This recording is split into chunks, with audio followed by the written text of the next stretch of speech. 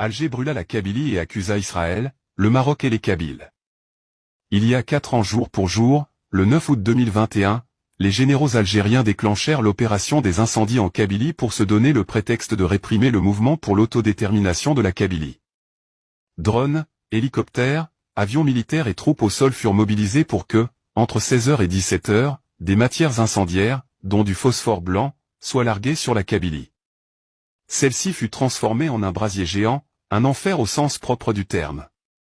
L'Algérie, qui en avait accusé sans fondement le MAC, Israël et le Maroc, refusa toute aide internationale pour éteindre les incendies.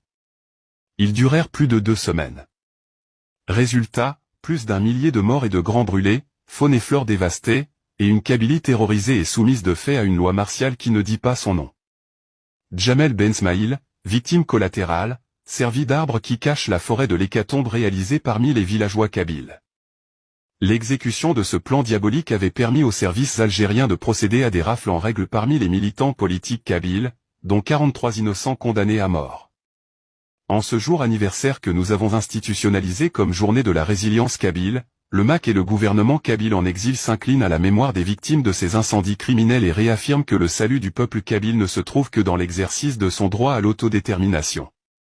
Pour marquer l'événement, un rassemblement numérique en webinar aura lieu ce dimanche 10 août 2025 à 18h57, heure de Kabylie. Ce combat pacifique que nous menons ira nécessairement jusqu'à son terme.